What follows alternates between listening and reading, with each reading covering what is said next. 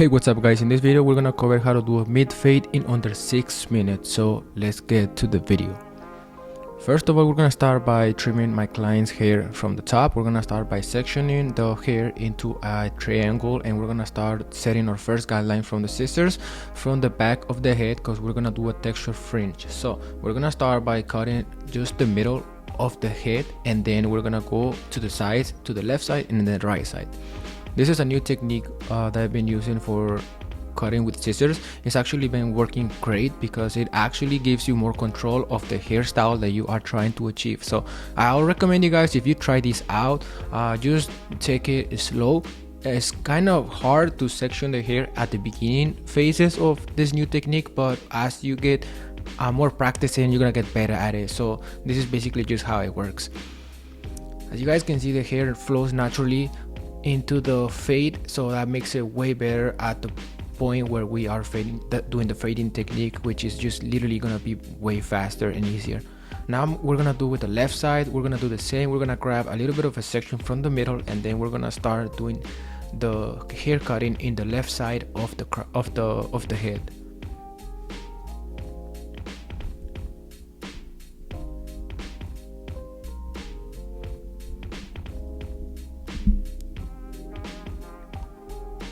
Okay, as you guys can see, now we are making sure that all the hairs are even, and it really looks even. I'm just having a chat with my client, so yeah, if you ever sit in my chair, you know that I'm always talking.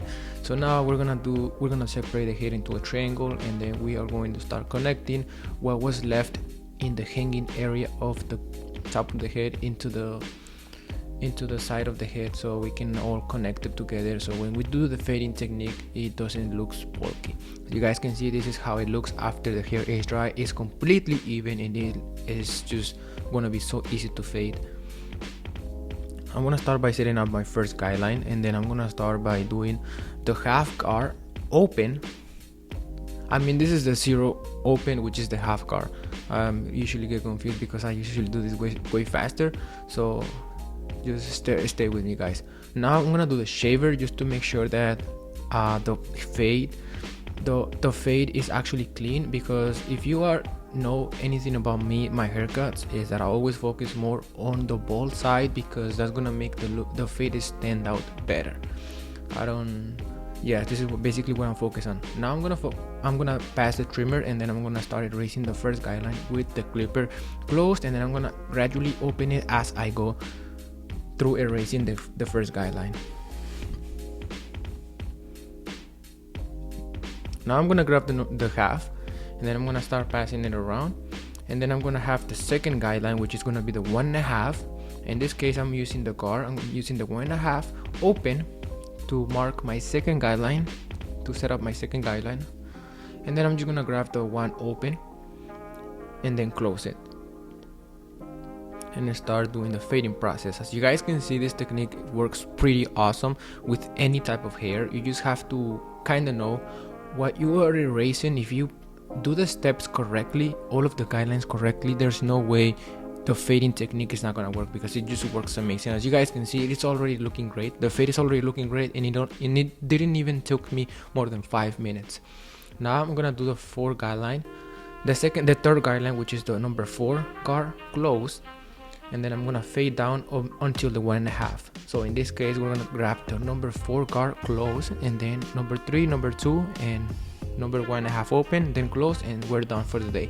You guys can see now I'm grabbing the number 3 guard,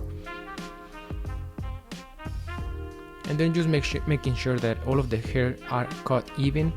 I don't want to have no hairs left standing.